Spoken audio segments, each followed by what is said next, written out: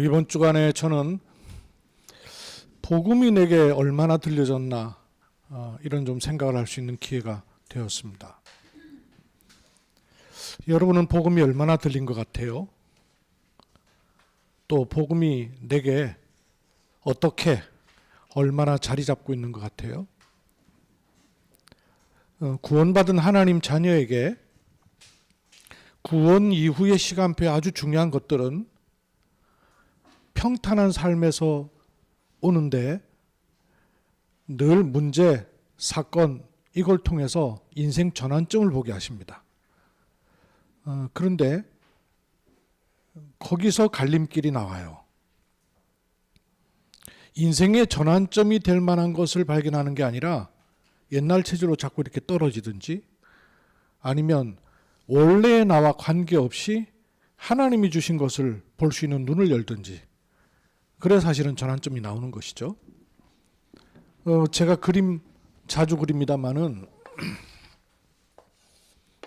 요즘은 초신 가서 우리 랩런트들한테 이 그림 그려줘요. 모든 사람은 24를 사는데 하나님이 우리에게 주신 24는 불신자들의 24와는 완전히 다릅니다.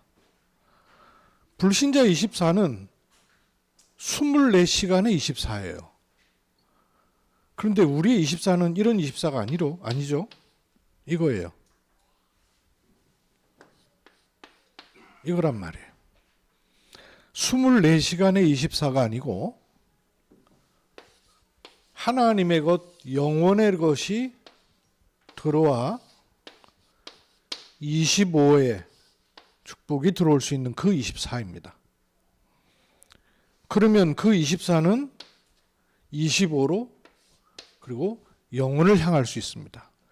사람은 유한한 존재예요. 시간도 만남도 현장도 모든 게 24 속에 있어요. 근데 그것이 영혼으로 연결되는 이런 스케줄은 모르면 못 누리게 되는 거예요. 구원받은 하나님 자녀에게 실제로 주신 흐름은 이 축복이란 말이에요. 그러면 24 속에 있는 이 항상이라는 걸 못 찾아내면 문제, 사건 만났을 때 이걸 통해서 이렇게 올라가지는 게 아니라 불신자 24로 들어가 버리게 돼요. 항상의 24를 찾아내면 그 영적 상태를 가지고는 문제, 사건을 만나면 이쪽으로 갈 수 있어요. 근데 이걸 못 갖고 있으면, 안 갖고 있으면 이거 만나면 경험대로, 내 생각대로 갈 수밖에 없죠. 기준이 경험한 대로, 내가 가지고 있는 생각대로, 그리고 상식대로 가는 거죠. 이런 의식해야 되고 그리로 갈 수밖에 없는 거죠. 중요하니까. 사람이 혼자 사는 게 아니고 독불장군 없는데 같이 사니까 이리로 가게 돼요. 이게 필요 없는 게 아니고 이것을 넘어서는 게 분명히 있단 말씀이에요. 그걸 알아야 되잖아요. 구원받은 하나님 자녀에게는. 근데 항상이라는 축복이 없으면 이걸 의해서 요걸 테두리 안에서만 일생을 살 수밖에 없게 되는 거예요. 못 보게 되는 거죠. 그리고 끊임없이 결국은 이해관계예요. 여기 묶이게 돼요. 그런데 항상이라는 24를 누리는 쪽으로 방향을 잡고 있으면 문제, 사건을 만났을 때 보는 눈이 일단 달라져요. 판단하는 기준이 달라져요. 생각하는 기준이 달라져요. 자체 매는 게 아니라 이런 사실도 있지만 이런 사실을 넘어선 진실은 따로 있단 말이에요. 그보다 더 중요한 거는 영적 사실이 있단 말이에요. 눈에 보이지 않는 영적 사실 분명히 있단 말이에요. 그것보다 더 중요하게 아무도 눈치를 못 채고 있는 하나님의 계획, 이거는 도무지 볼 수가 없는 거예요. 요셉이 노예로 팔려가고 감옥에 들어가는 스케줄은 이것 가지고는 절대로 보이지가 않아요. 그러면 요셉 인생은 완전히 망친 인생이에요. 그런데 요셉을 성경은 뭐라고 말하냐면 노예로 갔을 때도 형통한 자가 되었다 그랬고, 감옥에 갔을 때도 형통한 자가 됐다 그랬고, 총리가 돼가지고 나라를 다스릴 때도 여전히 형통한 자라 했어요. 변하지가 않았습니다. 왜 그러냐면 이걸 가지고 있었기 때문에 그래요.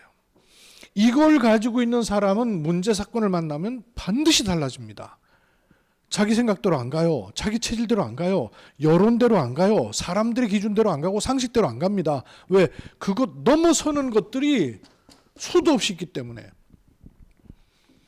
그 탈북한 분 가운데 농업을 연구한, 제가 이 얘기 했었어요. 농업을 연구한 과학자가 이민복 그 연구원이라는 분이 계신데, 이분이 탈북해가지고 국정원에서 이제 그 당시만 해도 고위층이 오는 게 거의 없었던 때예요. 그러니까 고위층이 왔으니까 하나원도 안 생겼을 때예요. 국정원이 조사를 하면서 이 사람을 심도 있게 조사를 했단 말이에요. 조사를 끝내고 난 다음에 이 사람한테 한국이 어떻게 사는지 궁금하지 않습니까? 가보고 싶은 곳이 어디세요? 이렇게 물었을 때 이 사람이요, 여느 탈북자들은 뭐 쇼핑몰 가고 싶다, 뭐 가고 싶은 곳이 많죠. 이런 얘기 한단 말이에요. 시장에 가고 싶다는데 이분이 두 군데를 가보자 그랬어요. 감옥하고 쓰레기장 가보자, 이런 거예요. 그러니까 한 번도 여태까지 그런 데를 가보자고 한 탈북자가 없는 거예요. 그래서 아니 어떻게 거길 가보자고 하십니까? 그러니까 일단 갔다 와서 제가 좀 말씀을 드리면 안 되겠습니까? 그러더라는 거예요. 그래서 이제 모시고 이분을요 감옥을 데려간 거예요. 감옥을 가서 쫙 보고요. 그리고 쓰레기장을 데려가서 쓰레기장을 쫙 봤대요. 보고 나서 하는 얘기가, 이분 평생이 북한 사상에 의해서 물들어 있기 때문에 내가 평생을 속았구나 생각이 드니까 남한이란 사회를 전혀 모른단 말이에요. 대한민국이라는 단어도 몰랐었으니까. 근데 이 국정원에서 나를 어떻게 포장하고 속일지를 알 수 없다는 거예요. 사람들 사는데 데리고 간다 그랬을 때 북한이 그렇게 하니까 좋은 집에 포장해놓고 거기를 모시고 하고 이럴 거라고 생각하니까 그런데 안 가는 거예요. 이 사람이 탈북을 했다가 잡혀가지고 북한 감옥에 갔다 나온 경험이 있어요. 자기가 그래도 연구원이 있는데 감옥에 가가지고는 내가 무슨 죽을 죄를 저지른 것도 아닌데 어떻게 사람을 이렇게 대할 수 있지? 하는 것에 이 사람이 충격을 받은 거예요. 그래서 감옥을 가보자 그런 거예요. 인생의 마지막 코스에 와 있는 사람들을 어떻게 대우하는지를 보면 그 사회를 짐작할 수 있다 그거죠. 근데 감옥에 가보고 충격을 받은 거예요. 감옥 안에 있는 죄수들조차도 인권이라는 게 있다는 걸 이분이 알고는 너무 충격을 받은 거예요. 쓰레기장을 가자 한 이유는 막판에 물건이 나오는 거란 말이에요. 쓰레기장에 내놓는 물건을 보면 사람들의 의식, 생활 방식 다 알 수 있다는 거예요. 연구원의 눈이 확실히 다르죠. 보고는 남한 사회가 북한과는 비교도 할 수가 없구나 하는 걸 이번에 대번 파악한 거예요. 겉에 보이는 사실이 아니라 이걸 볼 수 있는 눈이, 과학자의 눈은 그래도 그거 좀 있어요. 근데 그것만 있어요? 영적 사실은 숨겨져 있습니다. 눈에 안 보이는. 하나님의 계획, 더 크고 중요한 이유가 있어요. 러시아와 우크라이나가 왜 싸울까요? 이스라엘과 이란이 왜 싸울까요? 이거 다 있겠죠. 근데 그거보다 더 중요한 거 있겠죠. 근데 그것보다 있단 말이에요. 언제든지 이거 찾는 눈이 없으면 우리는 끊임없이 이 굴레를 못 벗어나게 돼 있어요. 근데 어떻게 벗어나느냐? 항상이라는 걸 가지고 있고 누리고 있으면 받아들이는 것 자체가 달리 받아들여져요. 보는 것 자체가 다른 게 보인단 말이에요. 이리로 가지는 시간표가 돼요. 이걸 여러분 찾는 것이 굉장히 중요합니다. 그래서 이 항상 24 누리는 것을 저번에 뭐라 그랬어요? 마치 나침판을 가지고 있는 것과 똑같다. 인생의 항해를 하는 배가 나침판 없이 어떻게 가냔 말이에요. 아무리 배가 성능 좋아도 방향 잃어버리면, 항상이 없으면 오리무중인 거예요. 이걸 하고 있다가 문제 사건 만나면 내 생각, 내 기준 이쪽으로 가는 게 아니라 보호자의 칩이 작동해야 될 거 아니에요. 그죠? 기계가 제대로 작동하려면 칩이 심겨져야 돼요. 그 기계 자체의 힘이 아니란 말이에요. 심겨져야 되는 게 있어요. 하나님의 생각과 마음이 심겨지는 이게 있어야 모든 것이 영원과 연결된단 말이에요. 제가 저번에 그런 말씀 드렸었죠. 저희 아버지 9살 어린 시절에 저 함양에 살았잖아요. 우리 아이들 함양에 학교 보낼 시간표가 돼가지고는 아버지 고향 마을인가 좀 다녀오세요. 제가 못 가니까요. 아버지 갔다 오셔서 깜짝 놀랐다는 거 아니에요. 그 9살 꼬마 시절에 그 엄마 따라서 교회 가는 거 따라갔단 말이에요. 30리길을 걸어서 교회 가는 거예요. 차도 없으니까. 근데 이제 큰 집에서 얘는 제사를 드려야 되는데 왜 교회를 데려가냐 그러면서 교회 못 데려가게 하려고는 큰 집에 큰아버지 와가지고는 데리고 9살 박춘재를 데리고 큰 집에 가갖고는 속골목이라고 보내는 거예요. 그럼 속골목이를 저기 이제 집 떠나가지고 저 이제 산속으로 들어가가지고는 갔다가 예배 드려가고 싶으니까 그 소를 갖다가 거기다 묶어놓고는 줄다름 치는 거예요. 교회로. 30리길을 갔다가 다시 30리길 돌아오니까 이 소란 놈이 소나무에 묶어놓은 것이 한쪽 방향으로만 돌다가는 나무에 꼭 묶여갖고는 꼼짝을 못하고 있는 거예요. 그러니까 엄마한테 얘기하니까 야 그러지 말고 좀 널찍한 곳을 찾아가지고는 거기다 말뚝 박아놓고 줄을 길게 해라. 그러면 지가 뜯어먹으니까 그리고 올 때 개울가에서 물을 먹이면 배가 불룩해지니까 큰아빠가 그렇게 할 거다. 그렇게 시킨 대로 하니까 진짜 갔다 오는데 잘 먹었더래요. 그리고 이제 돌아오면서 물을 먹이니까 배가 이만해지는 걸 갖고 하니까 잘 먹였다고 칭찬을 하시더라는 거 아니에요. 그렇게 말뚝 박아놓은 곳이 학교가 들어와 있는 거예요. 렘넌트 지도자 학교가. 우상숭배 피해서 제사 안 드리려고 예배 드리러 가려고 말뚝 박아놓고는 도망갔던 그 자리가 지금 학교가 들어와 있다니까요. 그러니 당신이 얼마나 놀라셨겠어요. 하는 얘기가 야 나는 내 인생 그냥 산 것처럼 보이는데 어쩜 이렇게 우리 손자 손녀들이 영적 사관학교 같은 이런 학교를 다니는 장소가 될 거라고 꿈에도 생각했겠냔 말이에요. 모든 것이 영혼과 연결된단 말이에요. 이 축복 속에 있는 하나님의 자녀에게는. 그렇죠? 나는 그냥 모르고 산 것처럼 보이고 나는 어려워서 힘들어서 했는데 그게 알고 보니까 굉장히 중요한 이리로 가게 하시는 시간표란 말이에요. 이걸 볼 수 있는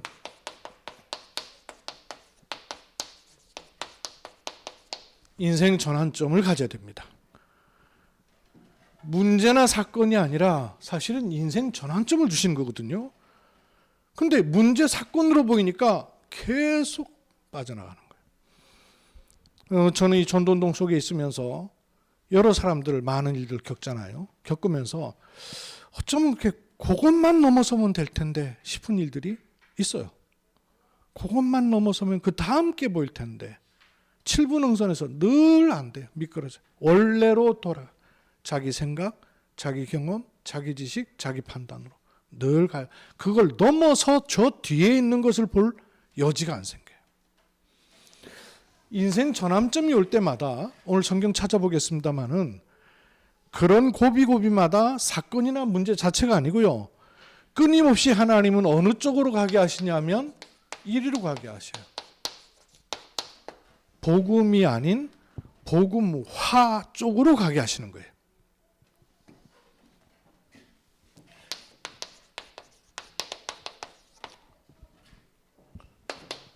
조금 흐름을 보십시다. 아주 중요한 인생 전환점이 제자들에게 있었죠. 이 가이사라 빌립보에서 그 다음 시간표 인생 전환점으로 갔던 흐름이 감람산까지예요. 요 속에 있었던 것들을 좀 보십시다. 마태복음 16장 13절로 15절에 보니까 사람들이 나를 누구라 하더냐라고 할 때 그들이 믿는 바를 말했어요. 이분들이 예수님을 안 믿는 게 아니라 믿어요. 믿는데 어떻게 믿죠? 사람들이 예수님을 세례 요한이라고 합니다. 예수님을 믿기는 믿는데 세례 요한식으로 믿고 있는 거예요. 예수님을 믿기는 믿는데 엘리야식으로 믿고 있는 거예요. 예수님을 안 믿는 게 아니에요. 믿어요. 근데 예레미야 식으로 믿고 있는 거예요. 이게 여러분 같을까요? 다를까요? 예수님을 믿어요. 믿는데 선지자 중에 하나라고 합니다. 이렇게 믿고 있던 거예요. 안 믿는 게 아니에요. 이렇게 믿고 있어요. 뭘 말합니까? 도대체 믿기는 믿는데 종교성 때문에 믿고 있는 거예요. 믿어요. 세례요한식으로. 율법주의 신앙이죠. 엘리야식, 기적과 능력과 신비한, 예수님 믿으면 신비한 은혜와 능력이 있죠. 근데 그거를 추구하는 예레미야식, 이건 뭐예요? 구제하고 도와주고 가난한 사람, 소외된 사람, 박애주의. 예수님 안에 사랑이 있습니다. 그러나 그 사랑이 박애적인 사랑, 그거를 중점적으로 하는 게 아니에요. 모든 사랑의 가장 본질은 뭐냐? 구원받아야 돼요. 그렇죠. 아무리 육신 사랑해줘도 빠져나오지 못하면 소용없어요. 선지자식, 많은 종교 가운데 하나라고 말해요. 이렇게 믿어요. 안 믿는 게 아니고 믿기는 믿습니다. 여기에 전환점을 주시는 거예요. 어떤? 16장 16절. 주는 그리스도시요 살아계신 하나님의 아들이십니다. 예수님을 믿어야만 되는 뚜렷한 이유가 뭐냐? 예수님만이 그리스도이십니다. 이 고백을 했어요. 이 고백을 한 제자들 가운데 아주 중요한 수제자랄 만큼 베드로, 야고보, 요한 이들을 데리고 변화산으로 올라가셨어요. 변화산에 갔더니 야, 여기 웬일입니까? 모세도 나타나고요. 엘리야도 나타났어요. 깜짝 놀랐죠. 야, 예수님이 같은 반열에 있는 거 보고 야, 예수님이 엄청나다는 생각했지만 모세와도 같이 있네? 엘리야와도 같이 있네? 너무 감동받고 은혜 받아가지고 베드로가 여기 집을 짓고 우리 계속 있읍시다 이러잖아요. 왜? 유대인에게는 모세가요 최고예요. 율법의 대표. 엘리야 최고예요. 그죠? 거기에 예수님이 같이 있단 말이에요. 안 믿는 게 아니고 믿어요. 믿는데 어떻게 믿냐? 이거랑 같이 믿고 있는 거예요. 믿기는 믿는데 뭐가 어떻게 믿어요? 이렇게 플러스 알파가 있는 거예요. 자기 색깔이 있는 거예요. 자기 중심에 이걸 가진 채로 겉옷만 들려있는 거예요.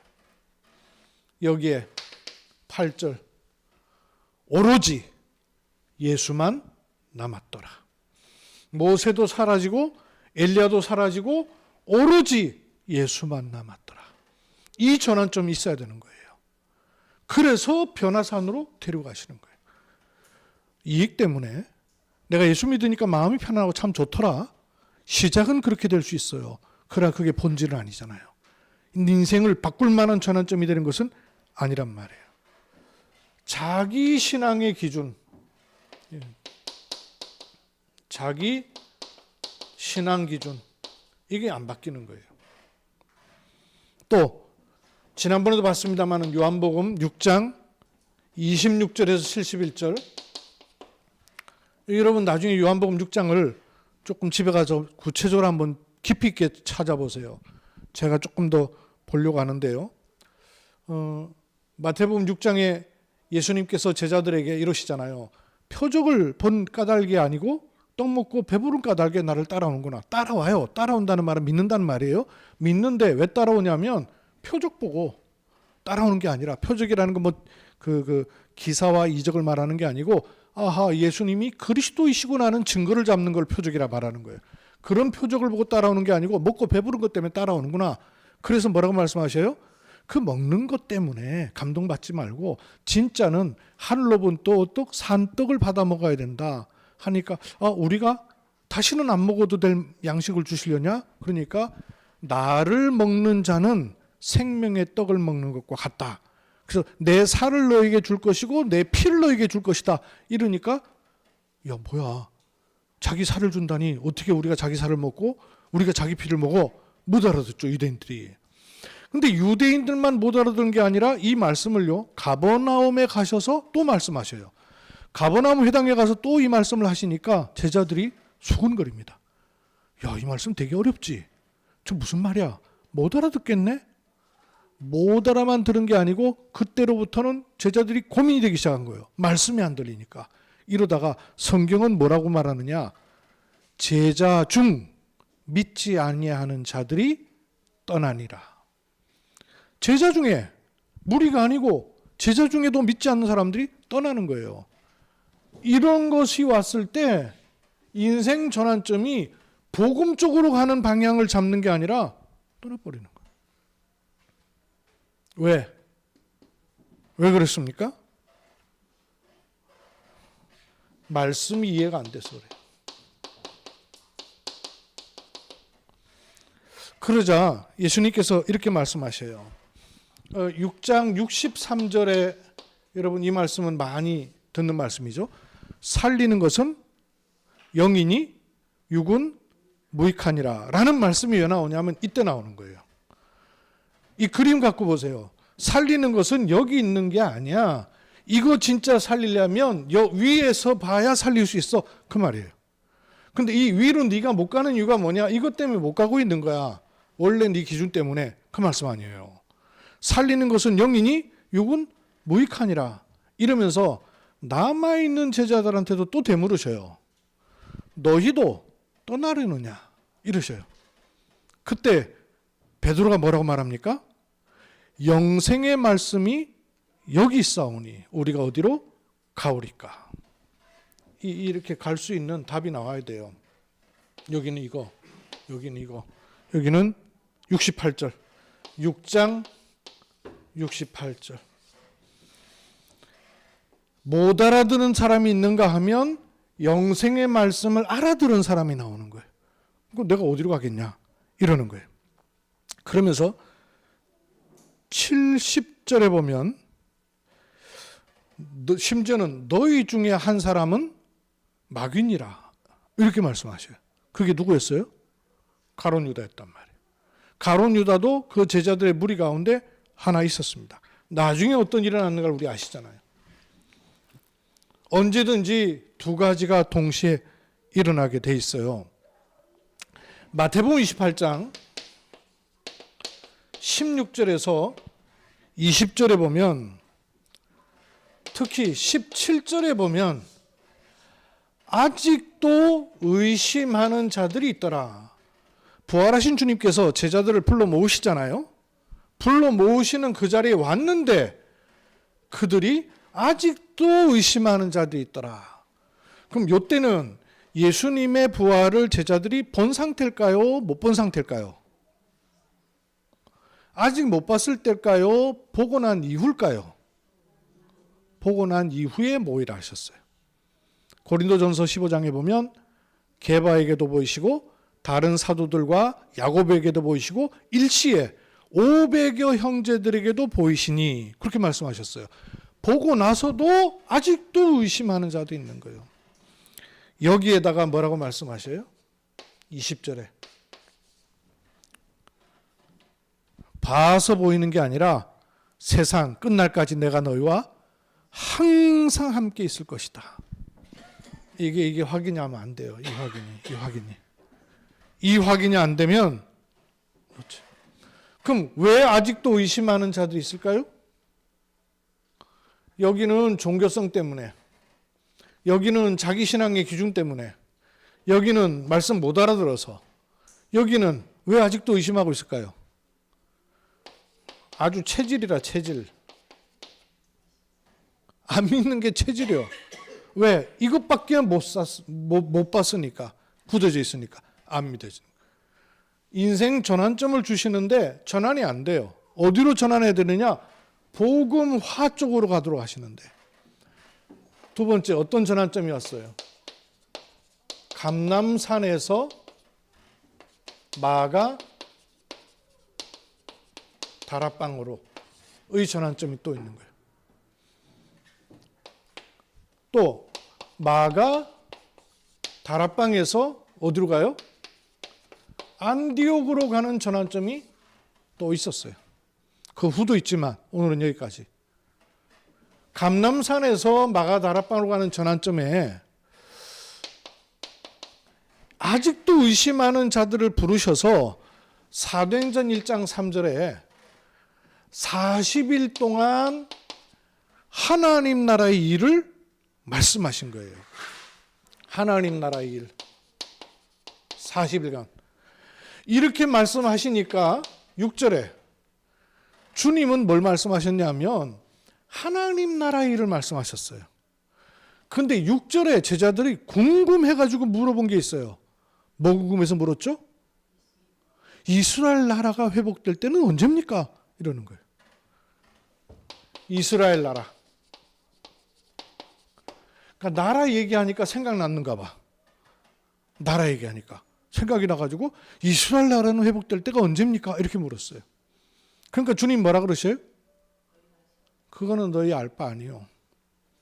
어떤 부분에서는 되게 답답하셨던 것 같아. 이런 시간표를 거치면서도 계속 이 동네 이야기하고 있으니까 끊임없이 이걸 못 벗어나는 얘기하고 있는데 주님은 3년 공생애 동안 이거 얘기한 적이 없어요. 늘 이거 얘기했거든요. 그래서 기도도 그렇게 하지 마. 골방에 들어가서 은밀한 중에 보신 너희 아버지께 구해. 사람들 앞에서 막 폼 잡고 나 기도한다. 그런 종교성 가진 기도하지 말고 골방에 들어가서 은밀한 중에 보시는 하나님께 구하는데 먹는 거 입는 거 그런 기도할 필요 없습니다 하면서 기도 알리셨잖아요. 먼저 그의 나라와 그의 의를 구하라. 늘 이걸 말씀하셨어요. 이걸 3년 동안 듣고도 묻는 거는 항상 이거 묻는 거예요.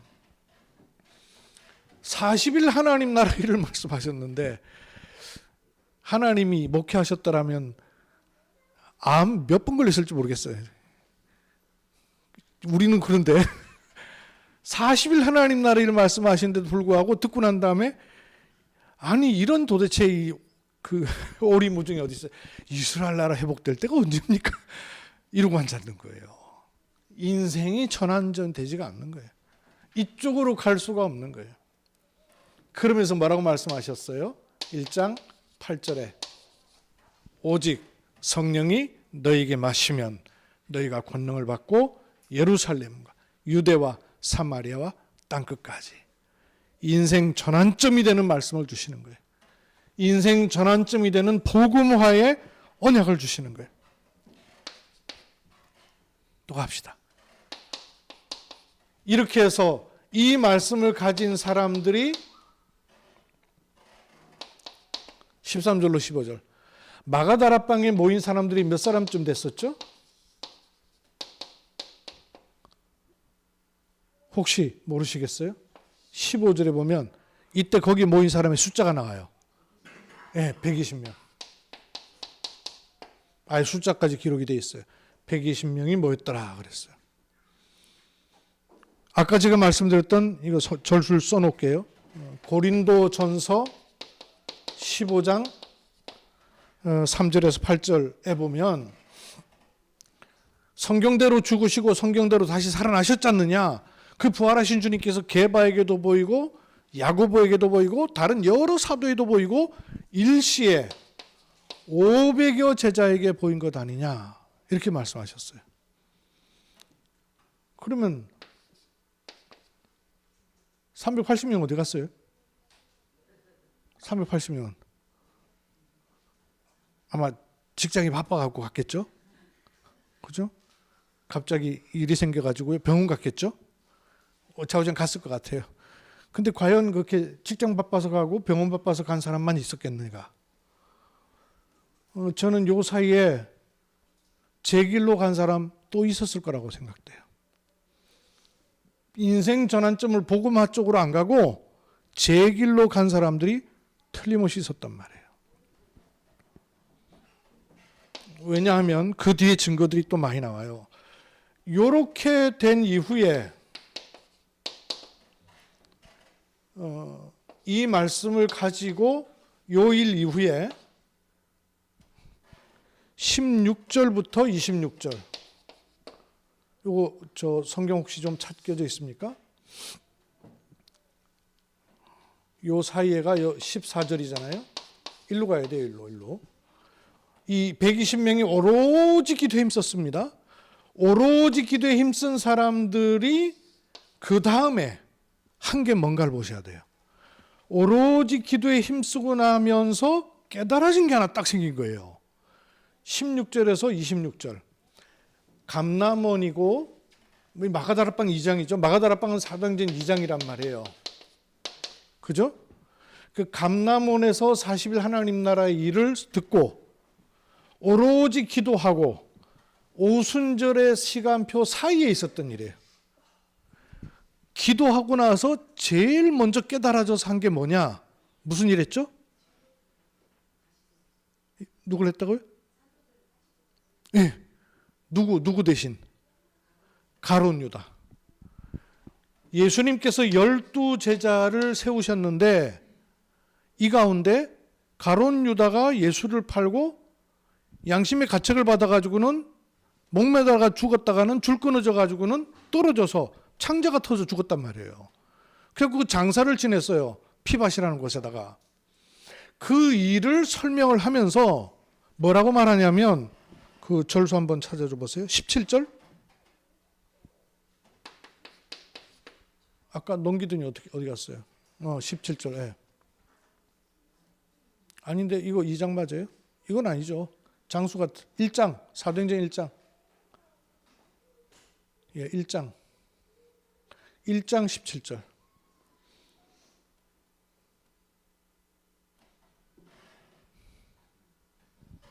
있죠? 이 사람은 본래 우리 수 가운데 참여하여. 우리 수 가운데 참여해요. 그 말은 괜히 12명을 세운 게 아니라는 걸 포함하고 있죠. 우리 수 가운데 포함하여 참여하여 이 직무의 한 부분을 맡았던 자라. 왜 12명을 세웠냐 하면 직무가 있었다 그 말이죠. 근데 가룟 유다가 빠지니까 가룟 유다의 직무를 해야 될 사람이 필요한 거죠. 이걸 깨달은 거예요. 굉장히 중요합니다. 또 뭐라 그러냐면요. 이 사람에 대한 얘기를 쭉 해요. 하고 난 다음에 21절 보세요. 이러함으로 어떻게 사람을 누구를 택해야 될까 기준도 딱 가지고 있습니다. 이런 방식으로 안 해요. 이 방식으로 안 하고 요한의 세례로부터 우리 가운데서 올려지신 날까지 뭐뭐로부터 뭐뭐까지 뭘 봤단 얘기예요. 인생 전환점의 스케줄을 봤단 말이에요. 그죠? 어디서부터 무슨 일을 해오셨는가를 우리가 같이 봤지 않느냐? 그거 본 사람이라야 된다 그 말이에요. 왜? 그래야 여기에 머물지 않고 여기서 볼 수 있기 때문에 그 말이에요. 그래서 그런 자격이 있는 사람을 요한의 세례로부터 우리 가운데 올려주신, 요한의 세례는 회개의 세례 아니에요. 회개의 세례로부터 올려지신 날까지, 부활 승천하신 날까지의 예수께서 우리 가운데 출입하실 때에 항상 우리와 함께 다니던 사람 중 이거 되는 사람 그 말이에요. 이게 되는 사람. 이거 되는 사람 중에 하나를 세우자 하니까 합당한 사람이 두 사람 나오는 거예요. 두 사람이 나왔는데 두 사람 중에서 선택할 때는 어떻게 택했습니까? 제비를 뽑았다 그랬어요. 투표를 한 게 아니라 제비 뽑는 거 아시죠? 이름 넣어놓고는 그냥 넣어갖고 그 전에 뭐 했습니까? 하나님 우리가 이 일에 이렇게 합니다.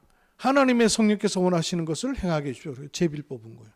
기도하고 성령의 인도를 받게 되는 겁니다. 또 하나 중요한 거는 그 앞부분 조금 더 보세요. 16절.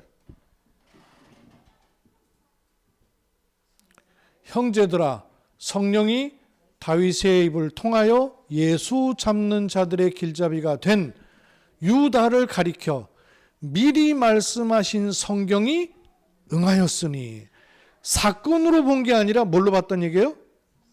말씀 성취로 봤다고 말해요. 이게 중요한 거예요. 이 항상을 가지고 있으면 문제 사건을 통해서 이걸 볼 수 있었다고 말해요. 사실을 넘어 진실을 넘어 영적 사실을 넘어 하나님의 계획을 말씀 성취로 볼 수 있는 눈, 이거는 그냥 오는 게 아니란 말이에요.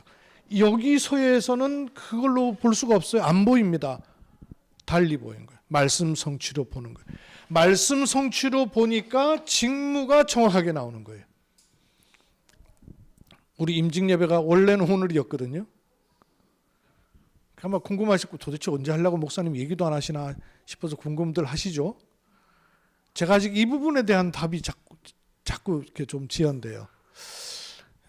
임직 예배를 드리는 행사가 문제가 아니라 우리 장로님이 세워지고 권사님이 세워지는 것이 이 스케줄이 보여야 되는데 말씀 성취와 함께 왜 직무가 있어야 되는지 여기에 대한 답이 나와야, 여기에 대한 그림이 있어야 그게 비로소 본인에게도 그렇고 교회적으로도 그렇고 제대로 되는 거죠. 그래서 인도받으려고 좀 자꾸 기도하고 있습니다. 여러분 기도하면서 인도를 받을 것이고요. 세 번째 스케줄 보십시다. 2장 1절로 47절에 보면요, 5가지의 시간표가 생기면서 5가지의 문을 열어가시는 것이 2장에 대표적으로 나옵니다. 2장 1절에 보면 오순절 날이 이미 이름해. 어떤 일이 났어요? 모인 사람들에게 하나님의 성령으로 충만하게 하신 일이 있었어요. 그러자 성령이 충만하니까 그때에 5절에 보면 하필이면 이런 일이 일어난 그때에 예루살렘에 모여있는 사람들이 유다인만이 아니라 흩어져 있던 사람들이 돌아와서 여러 나라 사람인 거예요. 수를 세보니까 한 15나라 사람들이 돼요. 예루살렘에 와서 머물러 있는 사람들. 지금으로 말하면 누구죠? 다민족, 외국인 근로자, 결혼 이주자, 불법 체류자, 이런 사람들이 와 있는 거예요. 예루살렘에. 이 사람들에 대해서 보는 눈이 확 달라져 버린 거예요. 전에는 이 사람들 그냥 1년에 한 번이면 모여가지고는 예배 드리는구나 이렇게 생각했는데 그게 아니라 하나님의 절대적 계획이 있는 사람들로 보이기 시작한 거예요. 그러면서 방언으로 막 기도하는 것을 보고 저것들 술 취했나? 아니 왠 좀 무슨 얘기야? 말을 못 알아듣겠으니까. 그러자 뭐라고 말합니까? 지금 시간이 몇 시인데 우리가 술 먹고 술 취했겠냐? 라고 말하면서 또 그때에 라는 말씀이 나와요. 특히 말세에 남종과 여종에게 물붓듯 성령을 부어주시리라고 말씀하지 않으셨느냐? 그 말씀이 이루어진 일이다 라고 깨달아진 거예요. 그걸 또 선포한 거예요. 이 스케줄 그대로입니다, 여러분. 성령이 충만하면 현장이 보여요. 현장을 제대로 보면 말씀이 성취된다는 걸 알게 돼요. 이 말씀이 성취되니까 이 날에 41절이죠. 제자의 수가 3,000이나 더하더라. 말씀이 성취되는 것에 반응하는 사람이 제자예요. 제자는 사건에 반응하는 게 아니고요, 말씀에 반응합니다. 제자는 문제에 반응하는 게 아니라 말씀에 반응하는 거예요. 무리는 여론에 반응하지만 제자는 말씀에 반응합니다. 요 스케줄이 나오는 거예요. 이렇게 제자가 나오니까 46절, 47절에는 어떤 시간표가 나오냐? 날마다 성전에 있든지 날마다 집에 있든지 예수는 그리스도라고 증거하기를 그치지 아니하니라. 말씀 운동이라는 겁니다. 요 시간표가 전환점으로 나온 거예요. 복음화가 된 것이죠. 이런 시간표 속 이후에 5장 41절로 42절에 보면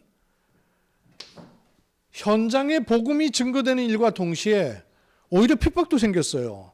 그 다른 사람들이 막 예수를 그리스도라고 말하는 것을 비방하고 심지어는 감옥에 쳐놓고 이런 일이 생기니까 그런 문제 사건을 만났는데 억울하다고 말하지 않고 이 누명을 내가 벗어야 된다 이렇게 하지 않고 41절에 뭐라 그래요? 예수 그리스도의 일로 인하여서 능력받는 일에 합당한 자로 여겨지심을 기뻐했다 그랬어요. 여기에 소속된 사람은, 육신의 24에 소속된 사람은 자기 당하는 일이 힘들고 어려우면 그것이 고통스러워요. 못 벗어나요. 억울해요. 이번에도 어떤 분은요, 너무너무 억울해갖고 막 복장이 터졌고 산에 가서 실컷 울었대요. 그렇길래 뭐가 그렇게 억울할까? 30년 인생이 송두리째 뺏기는 것 같다는 얘기도 하는 분이 있더라고요. 아니 어디다 인생을 맡겨놨길래 뺏기나 도대체? 내 인생이 어디에 맡겨져 있길래 인생이 송두리째 뺏깁니까 도대체? 하나님 말씀 속에 있는 인생인데, 복음 때문에 이런 일이 일어나는 것을 기뻐했다 그랬어요. 그러면서 42절은 뭐라 그러냐면요, 여전히 전에 행하던 대로, 그 말이에요. 여전히 하고 있는 겁니다. 예수가 그리스도이심을 증거하는 일을 계속하는 겁니다. 그러니까 복음화 쪽으로 자꾸 가는 거예요. 8장 1절로 8절, 이때만 해도 깨닫고 간 게 아니죠. 사마리아 안 갈 생각했단 말이에요. 근데 핍박을 통해 어쩔 수 없이 가게 돼요. 이것도 스케줄이에요. 이렇게 가는 이후에 어떤 일이 일어나죠? 이방을 살릴 핍박자 사울이요, 복음 앞에 돌아오게 되는 일이 생기고, 5장에는 10장 1절로 45절에 보면 이방인 군대 백부장관 고넬료가 복음 앞에 돌아오게 돼요. 근데 이방인 군대 장관 고넬료가 돌아온 이 사건 때문에 11장 1절에서 1절에 18절에 보면 예루살렘 교회가 회의가 열렸잖아요. 왜 이방인하고 같이 식사하느냐? 복음하러 안 가는 거예요. 어디로 가는 거예요? 옛날 동네로 또 가는 거예요. 인생 전환점을 제대로 만들 수가 없는 거예요. 그래서 하나님 이걸 허락하시는 겁니다. 이걸 통해서 시금석을 주시는 거예요. 내가, 교회가, 우리가 어떻게 어디로 가고 있는가를 제대로 보게 하시는 사건을 주시는 거예요. 깨닫게 하시는 거죠. 결론적으로 여러분, 아침에 나를 살리는 기도 속에 들어가셔요. 아침에 눈을 딱 뜨시면, 교회 와서 새벽기도 못 하시잖아요. 그냥 눈을 딱 뜨면 씻고 뭐 하기 전에 나를 살리는 기도를 먼저 하셔요. 내 생각, 내 영혼, 내 몸을 살리는 기도 속에 들어가셔요. 나를 살리는 기도. 아침에 눈 뜨자마자 내게 뭘 살려야 되겠어요? 내게 있어서 내 생각을 살려야 될 거 아니에요. 내 영혼을 살려야 될 거 아니에요. 그 축복이 주어져 있으니까. 그리고 낮 시간에는요, 낮 시간에는 사람 만날 거 아니에요? 일 만날 거 아니에요? 현장을 살리는 기도 속에서 모든 스케줄을 이렇게 움직여 가 보세요. 그러면 밤에는요? 밤에는 주로 정리하잖아요. 그죠? 주로 정리한단 말이에요. 생각도 정리하고 일도 정리하고 모든 부분에 답을 찾는 기도, 그리고 치유하는 기도. 저는 때로 제 스스로가 제게 손을 얹고 기도할 때가 있어요. 하나님, 제 생각, 마음, 영혼 속에 그리스도께서 상중직으로 함께 하셔서 내 잘못된 생각과 마음과 영혼을 치유하시고 나를 치유하는 기도를 많이 해요. 제 스스로가. 여러분, 치유하는 기도 하셔요. 다른 사람도, 현장도 그렇고 내가 답을 얻고 힘을 얻고 치유되는 힘을 얻는 기도. 이 속에 들어가셔요. 이게 우리 스케줄이에요. 여러분, 이 스케줄을 혼자서 계속 누리고 있으면 하나님이 행하시는 축복들을 확인하고 찾아야 돼요. 진짜 것을 좀 하려면 교회에서 이번에 중직자 임직 받는 분들이 요때부터 요때까지 집중훈련 합시다 해서 하는 것도 필요하겠지만 그렇게 하지 마시고요. 혼자 결단하고 시작해 보세요. 임직 예배가 언제 되든 나는 하나님 앞에서 감남원 40일의 일을 내가 혼자 시작해 봐야 되겠다. 어떤 식으로 할 거냐? 그럼 말씀 안에 찾으세요. 찾으셔서 40일, 교회적으로 이렇게 같이 40일 하는 것도 몇 번 해봤잖아요. 그것도 필요해요. 근데 진짜는 나와 하나님 사이에서 내 스스로 결단하고 들어가는 게 최고 좋아요. 그래서 결단이 되는 분들은 알려주면 더 좋겠죠. 알려주시면 좋겠고, 그럼 기도 같이 할 수 있으니까. 안 알려주더라도 하나님 앞에서 내가 임직을 앞두고 인생 전환점을 앞두고 시간표를 두고 집중하는 시간을 좀 가지 안 되겠는가 하는 마음으로 결단을 해서 시작하셔요. 40일을. 그러면서 하나님께 인도받도록 하나님 말씀을 주시고 내 영혼을 살려주시고 우리 가정을 인도해 주시고 지역과 현장과 업을 살려주시는 하나님의 축복을 나에게 주십시오. 제가 알고 있기로 아마 김혜정 권사님 한 달 얘기하는다는데 병원에 지금 입원했어요. 아마 김혜정 권사님 인생에 한 달 병원에 입원하는 적이 없었던 것 같아요. 김혜정 권사님 지금 듣고 계세요? 줌으로 듣고 있는지 모르겠는데 인생 전환점 만드세요.